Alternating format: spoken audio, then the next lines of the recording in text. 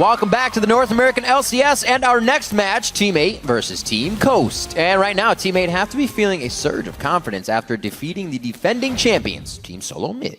Yeah, and when playing Team Solo Mid, there's always going to be a lot of pressure on that mid lane, of course. Slooshy really impressed me last week. TSM jungler paid a lot of attention to the mid lane in an effort to get Bjergsen ahead, as usual. But Slooshy did a great job absorbing the onslaught of Santorin's first 4 Rengar ganks, only falling a single time. Then, as the game progressed, Slooshy was critical to turning several team fights around with the best Orianna shockwaves that we saw the entire opening weekend. That made me happy as an Ori player. We'll see if they can keep that momentum going today against Coast, a team that, despite a loss, they've looked very strong in both of their games. Yeah, I mean, even against Dignitas, they were playing like a winning team, with the exception of that one call to try Baron while Dignitas took their base. Chris, he played particularly well on Dorelia and Gnar, only dying once at the very end of their second game, just as that Nexus exploded. Granted, Coast had one of the easier schedules, but so far they are working really well with their European imports, both Impaler and Jezus, which is nice to see for team synergy. That's right, and Impaler spoke candidly that both he and Jezus share a similar team philosophy that is right at home with Coast. It's kind of good actually, because from before, both our teams, we haven't really got along with our respective roles. So I didn't really get along with Selfie, my former mid laner, and he didn't really get along that well with Svenskeren, his former jungler, because there's kind of just like differences in playstyle. Selfie is very similar to Svenskeren. They want to play aggressive all the time and just fight, and it's not always like smart decisions. Compared to me and Jezus, we're like more even. We both want to make smarter decisions and focus more about winning like before you even start the fight, so going for better fights rather than every fight. So yeah, we're just like, we've came from very bad previous relationships. Well, I don't want to say relationships sound like we're a partnership, but no. Yeah, I don't know, I kind of lost my track thinking I was dating Jezus or something. But yeah, I guess we're just like, it's just a new start for both of us. We both came from bad previous teams, like in terms of our roles. So yeah, now we're just kind of playing more relaxed. We both know how each other plays because we've played against each other a lot before. And generally, yeah, it's just really calm. Needless to say, you have a close bond with your mid laner if you're a jungler. That's what he's saying there. Just was thinking about dating Jezus and lost his track. Absolutely. So people craving more intel on Impaler, his perspective on NA and EU, and how he's handling the transition to North America, and head over to lolesports.com for the article Impaler Coast to Success. So that's a freak title. But now let's get into the game with a quick roster rundown on the blue side. It's Team 8. That's going to be Cali Trolls in the top lane, Porpoise in the jungle, Slooshy in mid lane, Maple Street at AD carry, and Dodo on support. And on the red side, it's Coast. Up top is Chris in the jungle, Impaler, mid, Jezus, AD carry, Mash, and support Sheep. That's right. Coming into this champion select as well, there was a bit of talking during a pause for Team 8, so they will be losing one ban. True. You cannot talk during those pauses. It's one of those rules that we reiterate every single split, and someone always breaks. But it's one of those rules, though, once you do break it, you don't again. Because obviously it's the newcomers, and they're like, hey, can you hand me the water? Yeah, man, it's gone. That's gone. Well, I feel like it's actually more important of a punishment now, more so than at previous splits as well, because there's so many champions that you really want to ban now. So it actually changes the game quite a bit. And maybe coming into this, teammate have decided to target ban somebody with just 2 bans and then leave up multiple high priority picks and try to get some back. Right. Usually you try and leave up 3 or something like that if you're the second team to pick and you can get 2 back. But even as blue side, Team Coast could leave us so many, they could swing back and get 3. And on the board, as you see, bans are going through, but it's not Aurelia all over the board this time. They'll be coming up this time slowly. It is, Nocturne has banned out. I can't read that. It's microscopic. That is Janna's full name. This is a ban for ants, Riv. Down there. That is going to be Janna ban for Team 8. Nocturne was actually played by Porpoise coming into last week, which is pretty cool because that opens up the champion pool. Kind of shows you that Team 8 can go a little bit deeper than most people. We know that of Cali Trolls. Slooshy, actually talking to the analyst of Team 8, was kind of coaxed into that Orianna play. He's like, dude, you're good on Ori. Play the Ori. So he was kind of like, okay. So that came out for them. That's a Sivir. That's a Sivir. So Nocturne, Sivir on the side of Coast, and that's a Janna Rumble. I feel like this is some Easter egg, and we have to figure it out. We watch all day and figure out what all the double bans are. And in the end, it's a riddle. I thought you had something there. All right, no. They decided to take it away. So the bans for this game are actually Janna Rumble for Team 8, and Nocturne, Sivir, and Aurelia for Team Coast. Yes, because they did lose one. So only 5 bans. Those are the 5 bans. Cassian first pick. Gnar plus Rek'Sai both getting through. Preferred over the Gnar Jarvan. Yeah, Jarvan still up. Is an interesting choice. Crazy. I still do really like Rek'Sai, especially because this is the previous patch before the second round of nerfs for her. So I will not critique them for not taking the Jarvan plus Gnar combo, even though it's fun to say. You know, talking to a few of the other analysts as well, they had an interesting idea of that Rek'Sai. They were saying, you know, everybody bans it in our scrims. It's never in solo queue, so nobody gets to practice it. Honestly, she does not take a lot of skill to play. She's not very hard to play. So what are you saying about the junglers, Kobe? What junglers? Anyway, she's really easy to pick up just because everything she has is melee. So the skill required to play Rek'Sai is mostly about planning routes, preparing your tunnel route, your network of tunnels, and then growing accustomed, obviously, to the sonar aspect. All right. And Coast, we see them, obviously not, as we said, going for the Jarvan. They are panning out the rest of their team, with Graves being picked up for Maple Street coming into this game. He's been kind of on the Sivir train. We're going to lock that in. We also see the Kassadin that could go either mid lane or top lane for Team 8, so they're kind of giving themselves the ambiguity as they come into this matchup. Corki and Thresh locked in for Coast. I would pretty much at this point assume Kassadin is mid because I do not like running Kassadin into Gnar. So I think that they are going to still pick something for Kali Trolls, which is always exciting because that guy will play many champions in the top lane that others will shy away from. Vel'Koz is an interesting choice for support. Definitely has good poke value. That's a really annoying lane to play against, and that's for sure. It would put a lot of pressure on a Thresh Corki before Corki hits level 6. That's true. So that would be an interesting duo. Kassadin already locked in means they do have Chase. So they want to spread the team out. So they've got Kassadin, who would be able to chase somebody down, and they've got Jax for split pushing. So if they focus some Jarvan attention into the Jax lane and can get Kali Trolls up to a Trinity Force on his Jax, and they might be able to spread the team out and allow Kassadin to really make use of that mobility. Let's see here on the side of Coast, though. They've already got this very solid squad that we've seen many times. Rek'Sai and Gnar are both very strong for team fights, and as we've said so many times, the Corki mid game, the poke that he brings, the Trinity Force spike that he brings, really allows for a lot of these teams to take control in that mid game. And they're playing different as well.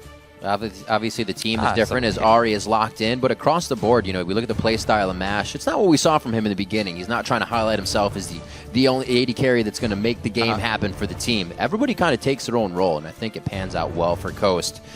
A lot of people should think they should be 2-0. Don't deserve it because of that one call, but they're definitely a team you can't just leave to the wayside and not train for them for the week. They will catch you off guard. That is definitely something to keep in mind. If the endgame shot calling is a weakness for Coast, split pushing is a great strategy to really pick at that weakness. So if Team 8 can actually get Kali Trolls to the point where he's a big threat, then they can force Coast into some difficult decisions. It's something that Cloud9 like to do a lot because High is so good at the endgame shot calling, and because they all listen to him and move immediately, they can split push very often and really take advantage of teams that are a little bit less decisive. Let's see if they can do it here, though. They did lock in some pick for themselves, so Team Coast looking to combat the map spread from Team 8, and Ahri definitely does have the ability to pick off along with Rek'Sai, so if we see some Rek'Sai tunnels get left up for a long time in enemy territory, Coast can easily pick somebody off. One thing you definitely have to look for when playing against a Rek'Sai, you got to be careful of those windows and where all of the tunnels are. Coaches meeting up in the middle as they leave the teams now. It's all up to them. And we actually heard a few things in videos. Zion put out his video saying it's really hard to watch from the outside. I've never experienced this, but it's really tough to watch the team play. As the teams stride onto the Rift, cast your vote for who's going to come out on top. Send hashtag T8win or hashtag CSTwin to @LOL Esports. And as we hop onto the Rift, both teams obviously looking for a win. As we come out this week, it is 1-1 for each. A win over TSM coming from Team 8 lately. And impressive. That win over Winter Fox for Coast recently as they come into this game, hoping to carry that momentum.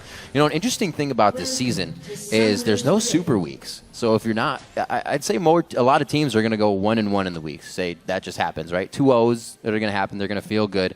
But if you get all your wins early, and you can, go 1-1s or more 2-0s, you're going to stay at the top. There's no super weeks for a team to fall from grace or to gain 4 games. It's going to be tough. You have to win all of them as they come up.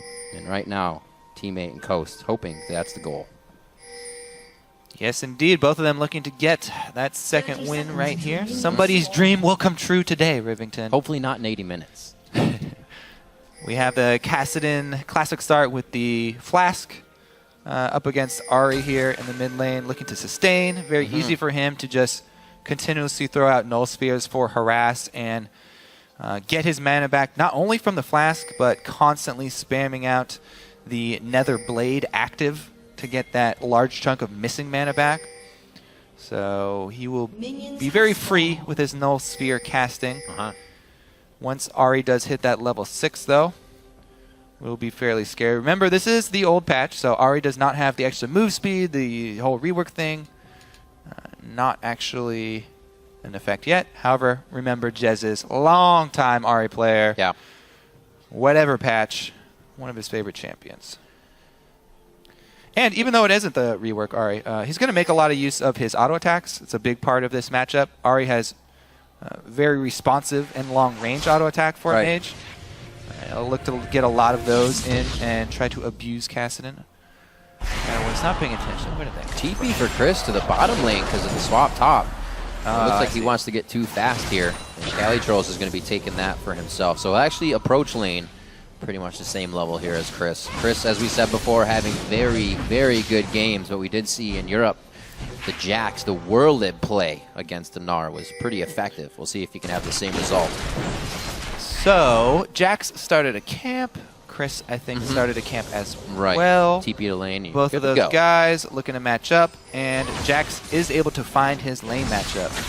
Oh. Porpoise pops with the classic mid early. In a row now. So Chris did not do a camp early. How did he? Yeah. No, Chris teleported straight down to the lane and started pushing as soon as he could. So he's still actually level 1.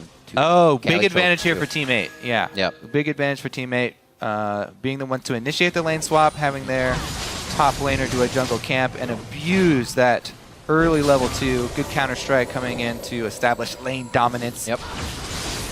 Coast really not expecting that lane swap. I wasn't actually paying attention either. That's the whole point, man. That's the whole point. Yeah. Successful lane swap. Got even the casters. So 3.5 minutes in, the gank from Porpoise, and we already see the jumps in from Cali Trolls. Looks like he has actually head over, so he does have that counter-strike. Power will come third. It's in. There's the damage. Counter-strike next, forcing the flash onto Chris. And this is the first time we've actually seen Chris having trouble in lane. Impaler focusing mid now. They're going to blow the flash on this one. So they get a little bit back on that. But now that Chris is having trouble, I'm interested to see how Impaler can control the game, because usually that lane is doing very well for Coast. Yeah, and he's going to have to play a lot more passive now. Kassadin really going to need to soak up experience to get to level 6 before he can be further out in the lane. Right now, he really needs to call for a ward. Jarvan just back in base, so what they should have done is have Slushy notify Porpoise, hey, I just got my flash blown. I'm going to need some support with warding. So he puts his trinket down. That will run out very quickly. Trinket ward. And Porpoise will probably putting his pink ward around that mid lane. Hopefully the top side just above on Slushy. Keep him safe. Not getting too much trading out of this one. As I say that, a nice binding and a buckshot coming from Maple Street.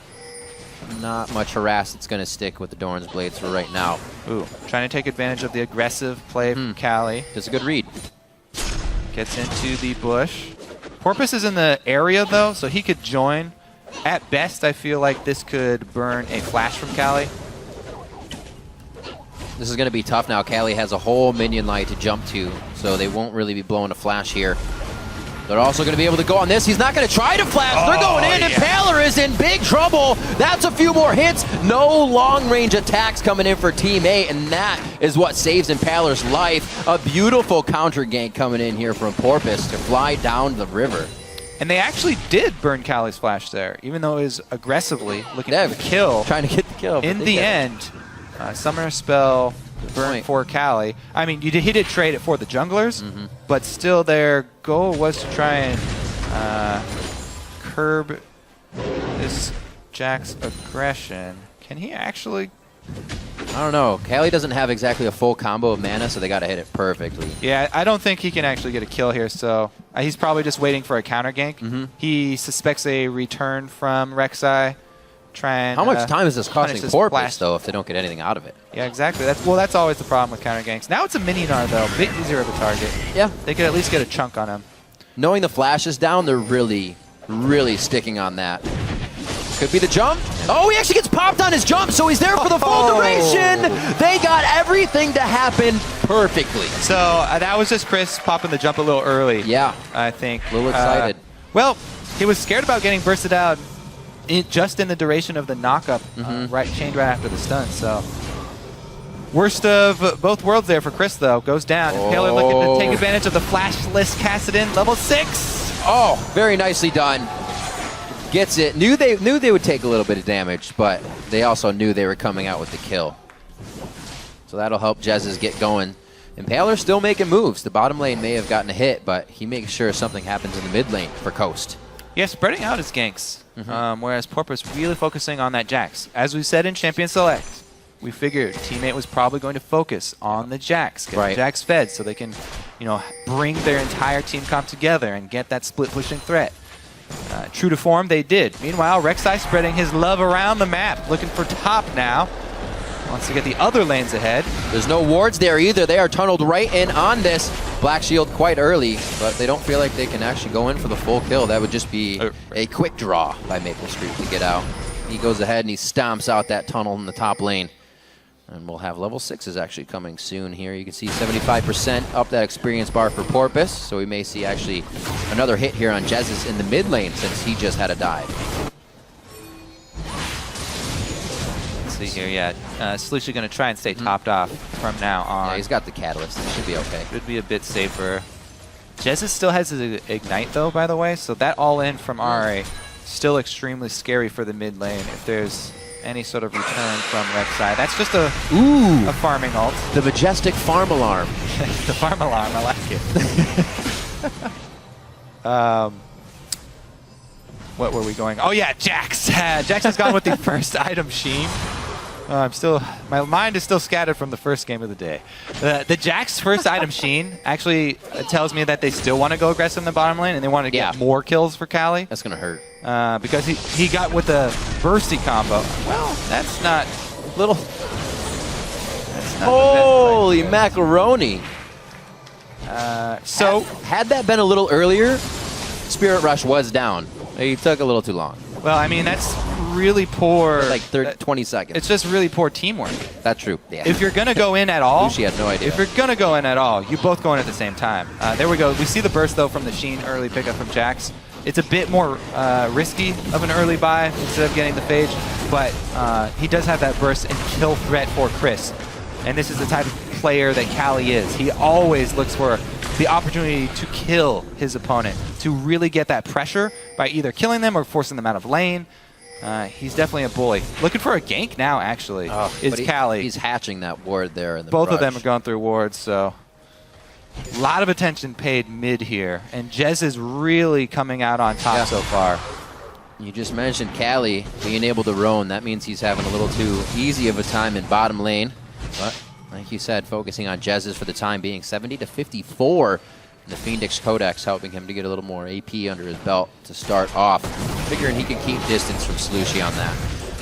Now getting the blue, he should be able to be a pretty big nuisance here. We might actually see some roam out of him if Slushie also leaves the lane. 63-53 here on the bottom. Callie trolls, we have to remember, playing very smart as he did the Wolf, or Raptor camp first, I should say, and then teleported to lane, meeting Chris, level 2 to level 1. And he's so far been able to work that advantage the whole time. With help from Porpoise. You can tell the dynamic of the lane now. Callie has all of the pressure, all of the kill potential, and Chris is just trying to sneak CS with the boomerang. Constantly getting bullied by Callie. Ooh, trying to sneak here. Little bit too sneaky. Callie make the pay. Everybody in the audience felt that one. Chris with a black eye. Yeah, he's going to have to leave on this. Chugging the last potion he had anyways. Santorin have something to say about this game. And right now, a lot of the game has been all about Porpoise making moves with the rest of the team. Helping that bottom out. Impaler hasn't led his team astray on this one. Still helping to get kills.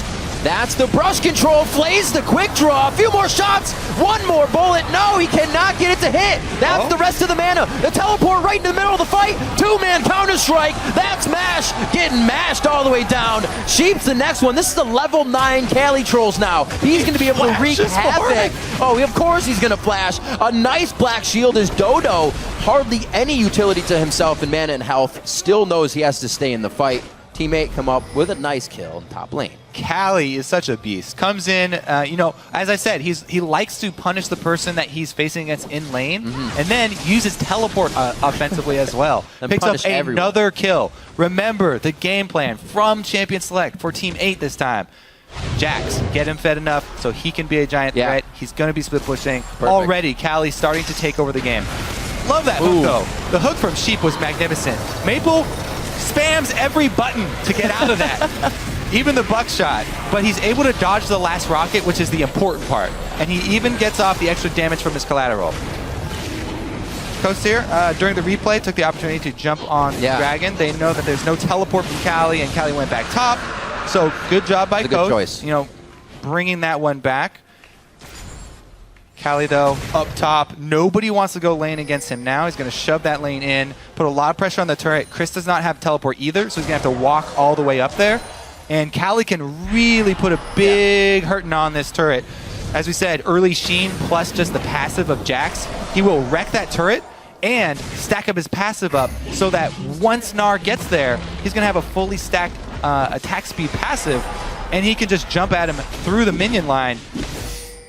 If Chris gets too close, he's going to feel it. They're really working on this bottom lane. The wards are cleared. I thought it was going to be a Dark Passage Lantern, and then Impaler would have the move to keep going in, but they decide to back off. Jez is with a bit of an unnecessary roam. Top lane is still getting hit up. You were saying about Callie Trolls earlier. Every time he's gone back, he's gotten a new recipe for that Triforce, so he's feeling real good right now. Yeah, one of the scariest things that you do have to remember about Jax is that passive. You often forget about it. Yeah. If he's just sitting there auto-attacking and you run up to him in lane, you can have a very frightening amount of burst as he jumps on you. Real bad Interesting steal here, though. On the ward, Impaler gets the smite. Porpoise a little bit too slow. And we can see mid lane here from Coast is doing a lot of work for them. The combo of the Ahri plus Rek'Sai is going to be where Team Coast are relying on to make their plays. So a lot of plays centered around this mid lane from Team Coast. They do steal away the red, but it's really going to be up to Jez's. Can we see Jez's get one of these picks? He's been on point with the charm so far. Yeah, it's going to be close. He's already DFG coming out. We also see 128 to 95 CS, so now he has that potential to burst somebody down. We'll see if Santorin can be, or rather Impaler, Santorin's tweet now in my head. Impaler can get himself into a position where they can lock down maybe Slushy. It would be great if they can get him off the map, and the roam would be that much easier. Callie Trolls pushed up to the turret, so nothing much going to happen there. Impaler still going to look for it, though. He's spotted by a ward. Yeah, that'd be a rough dive to pull off. I think what he's doing right here is looking for a counter gank because Gnar has no turret, and Gnar is behind. This, to him, it looks like, oh, this is such a juicy lane for Porpoise Pops to gank. So I'm going to bet that he's going up there. Uh-oh, Jez is here. He comes up big. The DFG means he can go hard. Doesn't even need the Foxfire to actually go out. That goes off of a last tick of Ignite. They go hard. Both summoners down on both sides as we they're diving have a Callie fight in the bottom lane. Callie getting dove as well. Coast really wanted to make some plays here with no mid laners to really come and attack this. They're able to get some good damage down. Cali makes it out alive, really unscathed in that instance. But plays trying to be made here. It's good What to see. a power play here from Coast. It all stems from Jez's solo play in the mid lane. Jez, as we said, he was going to be one of the two we were looking for, him and Rek'Sai, to make a play for Coast. He does it. Solo kill onto Slushy in the mid lane. Let's see how this starts. This is how Porpoise goes and answers, though. Yep. So Jarvan can cover a lot of distance. He can jump a full screen if he uses everything. Flash, flag drag, Cataclysm. Great cleanup there from Porpoise. However, it was still a great power play there from Coast because Jez's makes the solo play. It draws the jungler. So once they see the jungler on the map, up top, Impaler, who is already in position, they force down the turret. So you get an objective after the single kill from Jez's.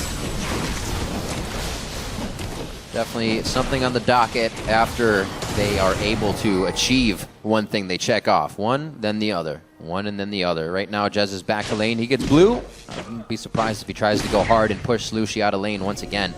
He's going to have that ultimate back up. And he actually had Slushy before the ignites even went out on the last attack. So feeling good. He'll probably go hard once again with the DFG. Rod of Ages on Slushy is charging up as Impaler feels comfortable enough to start getting pink wards in, and even to see this as well, that they're defending them, tells you how strong they feel. Well, you know that they are very well aware that their main source of power here is the picks they can get with Jez's. So the way to bolster that power, vision. And they're trying to control it around that mid lane, open up opportunities for Jez's to make more of the same plays. Teleports are up and teams converging now towards the bottom side of the map. This could be something past the turret. We have Impaler here. Jez is once again second guesses his roam to make sure he can keep the lane nice and clean. Once he gets down here, though, these fights are going to explode. More trouble for Chris. Cali Trolls into the lane with the full Triforce. Chris, however, not doing too bad. He does have the Randuins built up, so at least he can take some of that damage now. Yeah, I mean, Cali Trolls is doing a good job pushing Chris. Yeah. However, Chris, as we said, he's trying to sneak the CS. He's doing a good job of that. He's been able to scrounge up a decent amount and keep within range of Cali at least. However, being shoved up to his turret, it makes it harder to answer teleports. When Cali is the one constantly shoving, dueling power of Rek'Sai means there's one option for Jarvan. You run. Run away. Especially when you have Jez's roaming around with vision control. This is how the mid lane matchup shows up in the jungle matchup. When your mid laner is that far behind, and Jez's brings a whole bunch more kill pressure, then you really have to respect it. There's still a big amount of damage coming there from Slushy. Jez's has to keep himself safe, even though he does have a good escape. Seeing that Cali Trolls and the rest of the team can kind of keep that one goal in mind, to keep the split push going, is good. A lot of teams will stray from what they initially did once they start to get a lead. It's good that they're locking into it. Yeah, I like that they're just going with more. They're trying to capitalize on the pink ward that they have. Use pink ward as bait. Yep. They already have a canal in place. Just waiting for the picks. There's Chris a is flash. such a good target, though. They're not going to wander over there. He's available. Pull a few towards mid. They think they can burst this one down. They are going to be able to take down Chris. That means the fight could follow. If they don't get out, they do. Not a problem. I actually like the call from teammate. Give up the dragon, take another turret, or at least get turret pressure. Yeah, it looks like they will take it. Second dragon. They could have. Almost nobody cares about second dragon. No, they won't. Trading that for a turret is really big for them. They're actually even going to get pressure on secondary. Not enough minions. Cali Trolls teleport. Turret didn't go down. They Saved it. Oh, wait a minute. Here comes the Void Rush as well. That's going to be Impaler, and it looks like he misses as he goes to burrow. Cali Trolls gets a little more free time with Mash, and he takes him down. This is going to be Dodo coming in now. Soul Shackles goes out. This is going to give him a perfect escape. They can't follow past Slushy. He can slow them all in the AoE, and Coast is just left wondering now as they chase down a wild goose chase to repair what happened to Mash Me. Great job by teammate to reorganize. Yeah, I like that. Good roam there from Dodo as well to cover the retreat. Cali Trolls, once again, comes up with an aggressive teleport play. Red buff number 2. Porpoise secured. Got it. Very nicely done. So Coast actually gets out of this one just huffing and puffing. They didn't get too much. They were forced to leave. We'll see this once again. All right. Callie is not scared of the Rek'Sai Scream, jumps in. Oh, so that's one of the things, actually. Did you see how you cannot change the distance of the tunnel for Rek'Sai? It's one of the only frustrating things about playing Rek'Sai is that you can't control the distance. It's a set distance every time. So he dashes where he thinks Callie's going to go, but ends up on the wrong side, not able to get the knock up and protect his AD carry. Allowing Callie to get the kill and jump out. Porpoise, though, no such luck.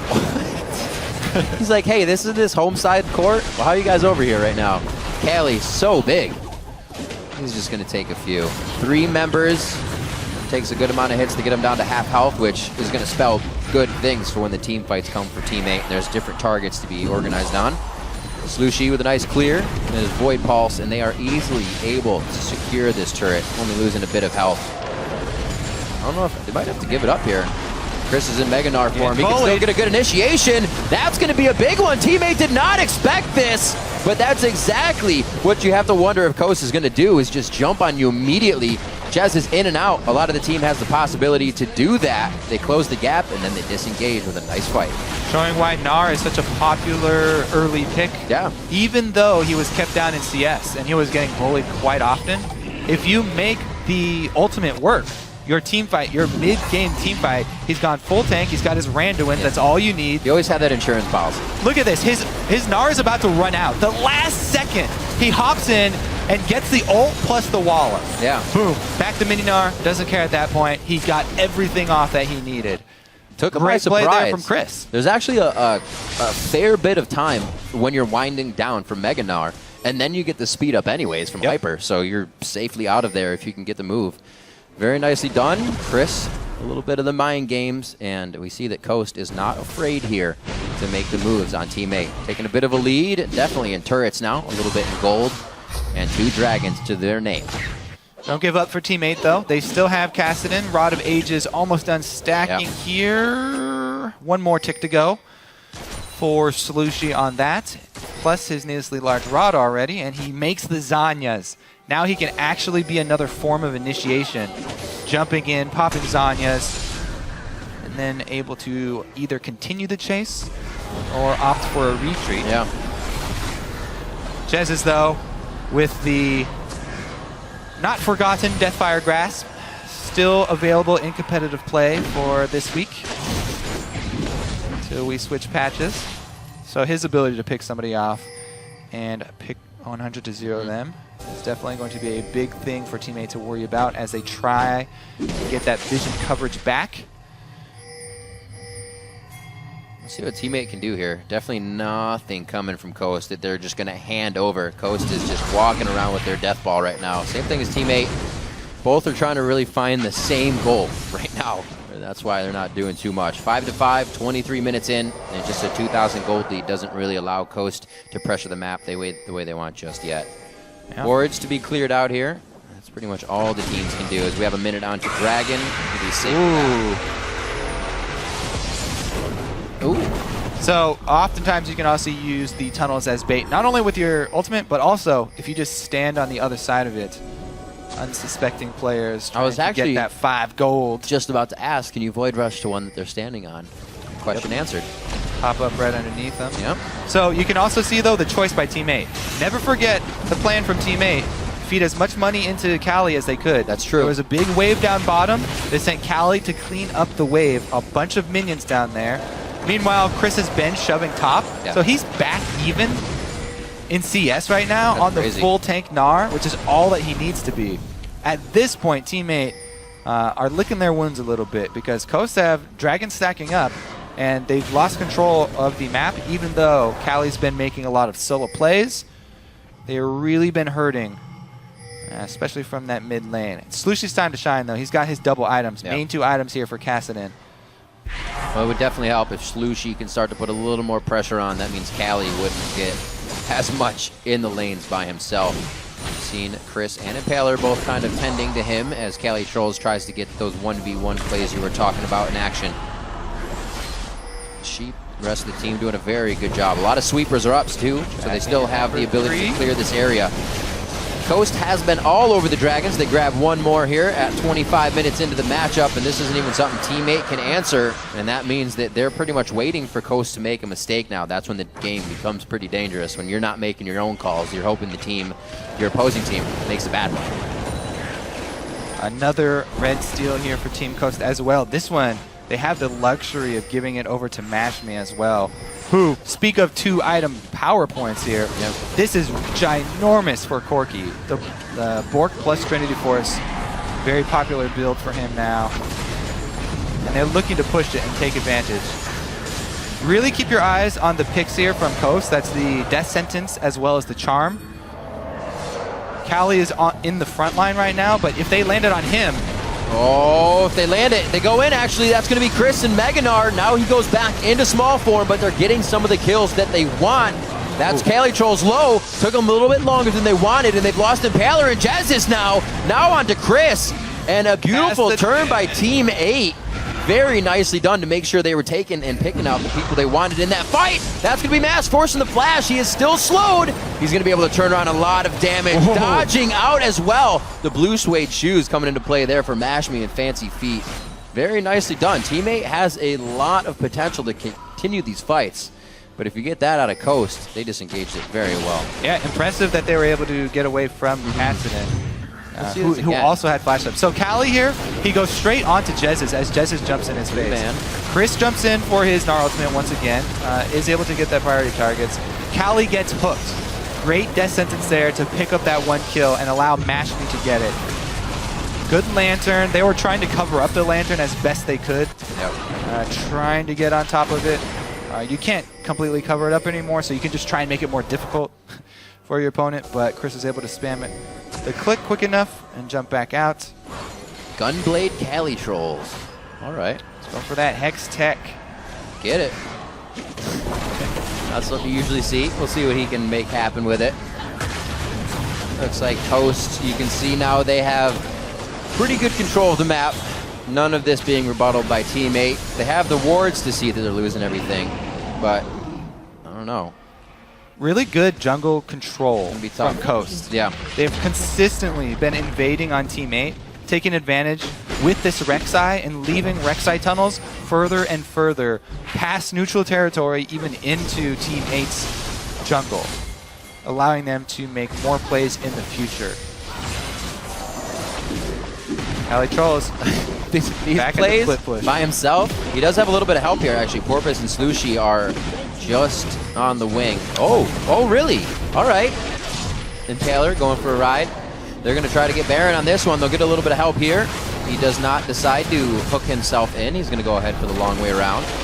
And they should be able to get this. A very nice bit of a sneak here on Baron. Maple Street coming in. Oh, Maple Street can have the plays. That's 1. He gets 2. And it's going to be the double. Can they hold this? That's going to be Cali Trolls coming in as well to help. Jez is on the other side. Impaler is down, so there's no 50-50 on the smite. Chris, however, now it's his turn to join the party. A new challenger approaches, and he now wants out. A little bit of a second guess on that one. The Baron goes down. That's going to be Cali Trolls. And what an attempt by Coast, really putting themselves on the wire, and it did not work. I have to say, thinking back to that champion select, talking about the split push strategy and what it gives you. All right, so here comes Maple, the perfect guy to find him in Baron Pit. AoE everywhere. Oh, the back Baron spike. back spikes. If there are more people behind him, back spikes come out, he gets the double kill, and that's the smite, more importantly. So they're able to force another cooldown out of Team Coast. Chris, with the right idea, you gnar everybody back into the Baron pit to try and get Baron to do more damage to them. However, he had no follow-up from his team. Has to take the exit dark passage right there from Sheep. Whoa, Cali Trolls has gotten himself into a 1 versus 3. Rough odds for him, and he can't pull it off.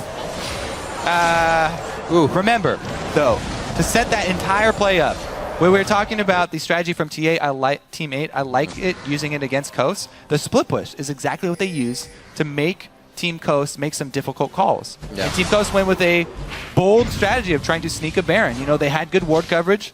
They had the people down there. Jax was bot. However, this is the reason why teams are hesitant to do that. Maple Street does go check the Baron. There was too long where they were absent from the map, and it can turn disasters for you just like that. So Good job, teammate. Ooh. Using the split push to force a tough decision and reaping the rewards. Yeah. Calitroll's a little bit aggro there at the end. And that started to fill out Team 8 as well. If we look at the team, across the board, kind of the bottom lane is going to be the weakness for Team 8. But things like that, to get Maple Street going, spike him into that last whisper that he practically did not have as he went back, is really going to start to help. And everybody can participate now as Coast was really, had the ball rolling. Yeah, it not only does it help him, cut through Gnar, but also, since Graves is this semi-AD caster, AD carry type of champion, it really helps with his burst damage. He's got the flat penetration of a Ghost Blade. Uh-oh. Continue. Yeah, so flat penetration a while ago got reworked. Never mind, we're going to take another look at Cali getting picked off. He's getting a little ahead of himself now, and it could start to hurt what Maple Street and the rest of the team have been trying to put together. Oh, that was actually really nice. Good. That wasn't a boomerang. That was just a flash hit. Cali, though, cost them Dragon number 4. Rough. Very rough. Rough indeed. He's been trying to make a few too many plays, and while you can't really knock somebody for it, once it starts to pull you down is when you get a little bit agitated. Come on, try to be nice. Try to be nice here. Baron buff. Just they're not only are they unable to gain objectives with the Baron buff, but they actually lose the 4th dragon. So really, really good stuff here from Coast. Not losing their cool after failing that Baron. Oh, are they really gonna? Okay, Gnar's coming up. He'll be able to clear a bit, but I don't think he'll be able to get close enough to stop this. He is Gnaring out. Never mind. He will stop it indeed. So Coast here in the bottom lane can fend for themselves.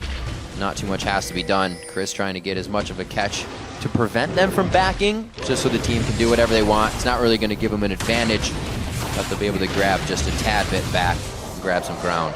Yeah. Seeing these Zanyas now, it's going to be harder for Jesus to pick people off. There's 2 of them to look at. Yeah, that will make it harder. However, Calitrolls has been the prime target for picking off, and he does not have one, nor do they have wards. So if Team 8 continue to go with a split push strategy without the vision coverage to support it, then Coast can continue to punish them for it. If they pick Cali off one more time... Yeah. So I talked earlier about how cool and good it was that Team 8 was sticking to that initial goal. But everything that goes along with that initial goal, like you said, warding, keeping the lanes pushed, keeping all your ducks in a row, starts to fall away. And we can absolutely see that strategy kind of dwindling now for Team 8. Slushy's, or rather Calitrolls, is trying to take things into his own hands. And it's a bit disappointing for the Team 8 fans because they did have the Baron buff, and that is the prime time to get that split pushing going and get it set up with your team. But you just have to be safer about it because 2 lanes of Baron buffed up minions can get you a huge advantage very quickly. They lost a lot of momentum though, and back to a fairly even game. Calitrolls is getting extremely beefy right now. Looks like he's going for that GA as well. In which case, their team fight is actually much stronger. Oops, a daisy. Posing for the audience, and he's rewarded with giant cheers. This is a bit of a 5-finger folly. He's good. He's good. Watch him, like, seriously need that in the next fight. It is a very, very, very important cooldown for Morgana. Support Morganas work really hard to get that Zanyas. Hey, at least takes him a long time. You can't blame him for forgetting to use it. That's one of the things. Still some time on Baron. This is Team 8 setting up for that. Coast. They want to be the ones picking this time. Coast has to be very careful. Clear these tunnels out. You can have a Rek'Sai immediately. Well, now they know you're there. Yeah. You just cleared the tunnel. Maple Street. Definitely giving away that. No AD carry is going to be waltzing through the jungle by himself. So knowledge up for Coast. They're going to use that to easily defend this turret. And Impaler is going around the backside, making sure they don't get just completely taken apart from either side there. And 35 minutes in, both teams having an idea about Baron coming back up with 4 dragons on the Coast. It'll be a dangerous fight for Team 8. You can tell, though, they're putting in the work this time. Vision down. They want to be able to create the pressure once again. The only problem is they don't have Baron, so really hard for them to actually make these pushes effective. Costa doing a good job of just wave clearing. Baron coming up very quickly. I would be very hesitant to start that off without killing someone first. I don't think I don't think as either, teammate. Either or either team. I don't think either team has Yeah. a mandate. They can actually pull off a Baron. Coast tried, so that's proven. It won't work with 2 right away. But at least they are attempting to get themselves a bigger lead and really close this game out. A lot of times we'll see teams just kind of waffle about, wait for that attack. Oh, not Cali Trolls. Knowing the team was there, he's going to go ahead and get a little aggression onto Impaler. Nothing big lost or used throughout that fight. You know, a not very useful stat that I would still really like to see is gold earned from killing tunnels. How much do those 5 gold tunnels stack up by the end of the game? Someday, Kobe. Not very much, which is why it's a useless stat. Cali Troll is going to go aggro as he sees that Gnar will transform back to Mini.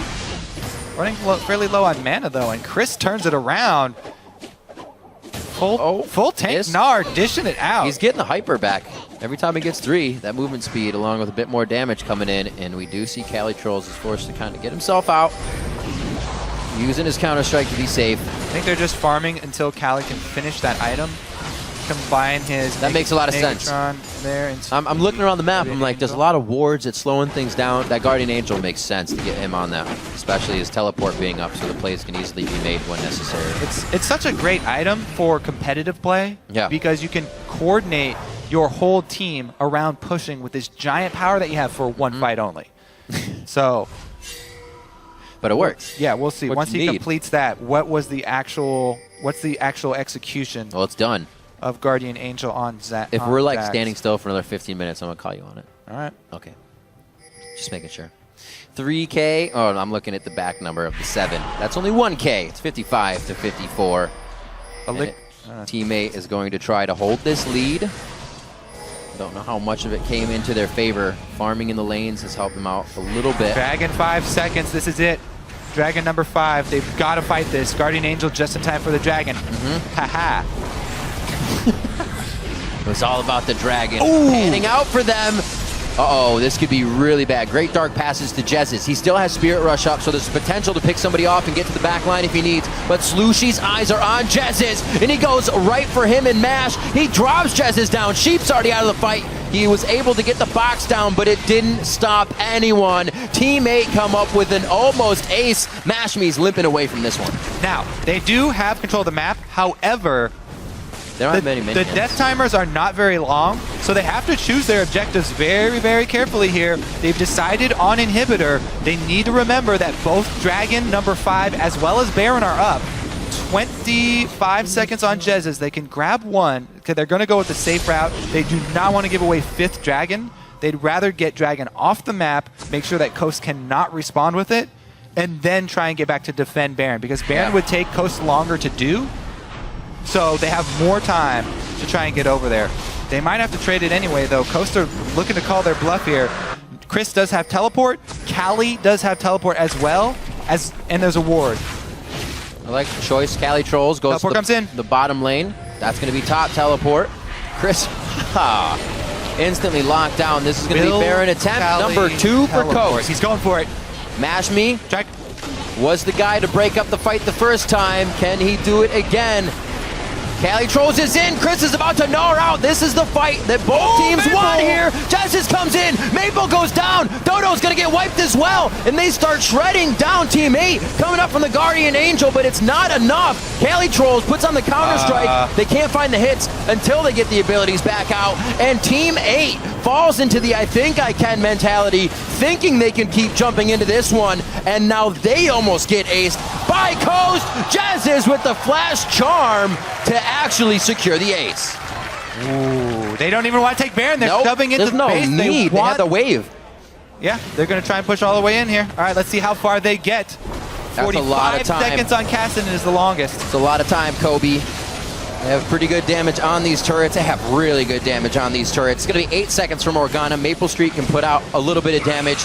They do have to worry about the crowd control that can be brought as well by Morg and Porpoise. Almost up. Now it's going to be Baron. Let's see what they can get out of this one. It should be taken down quite fast. I mean, Impaler's not even taking that many hits.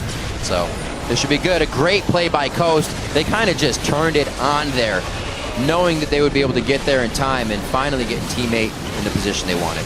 Yep, and they're just able to get the Baron off. Can they recall in time? Morgana the only one. Everyone jumps out of the pit. Coast with a resounding team fight victory right there at Baron. Team 8, they were faced with such a difficult choice there. So many objectives, an inhibitor, a 5th dragon, or a Baron. However, by taking the dragon, it's not 5th dragon for Team 8. Right. So they then don't have the power to fight this. Maple Street, very aggressive with his positioning there. Extremely far up. Once he's down, it's pretty easy for Coast to clean this up. Kassadin, as well as Jarvan, were coming all the way from base. No way they were going to get there in time. And then here, sunk cost fallacy. They decide to jump back in after they've already committed so much because they were going to try and salvage something from the situation, but only end up giving more. And Jesus just finishes off with style here. Nice. Very nicely done. They did lose a turret within that. If you look at the base, the Nexus turret is down for Coast, so a bit of an edge that teammate did get out of that. However, they lost their own inhibitor, something Coast can pressure down now and split it even more with having those Baroned up minions in the side lanes. It's going to be tough. Good plays coming in here from Coast. A 5th dragon as well would give them aspect on top of Baron. It's pretty big. Yeah. Makes it pretty big. And you have to say, you know, even though this game has been really back and forth and there are a lot of things the teams could have done differently, this is giving them so much experience as far as endgame shot calling, especially on a stage like this when there's this much pressure. Very, very few times in a scrimmage will you be faced with the option of Baron, 5th Dragon, or Inhibitor, and have the pressure of it during an LCS match. Really good job there by Team Coast picking up the pieces afterwards. They did not play scared. They went for the move. Very, very well rewarded. Now, 1 inhibitor each. Gold very even. Yeah. Talk about exciting games. A little bit different. Well, it seems like the strategy Team 8 now we still see being played out. The split push coming in from Cali Trolls.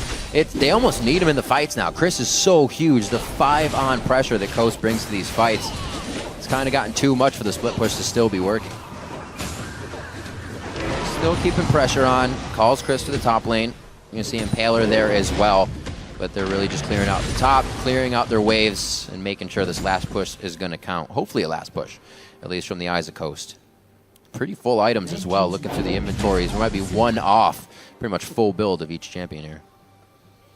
Baron buff, slowly going to time out. They just use it to try and defend while mid inhibitor is down. A few more seconds, and it will be back up. Boom. Mid inhibitor has respawned. Group up here for Coast. Thing is, Corki, one of the AD carries that has much stronger mid. That's why I always talk about the mid game here for Corki. As of right now, it starts getting harder and harder for him to actually crack through a strong front line. GA coming back up for Jax will be big.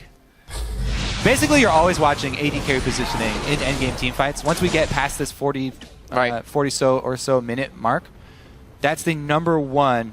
And the #2, of course, is the AP carries. Champions that you're keeping your eyes on. So, Maple Street cannot afford to get taken out. Nope. Elixir of Wrath as well. He just purchased that up.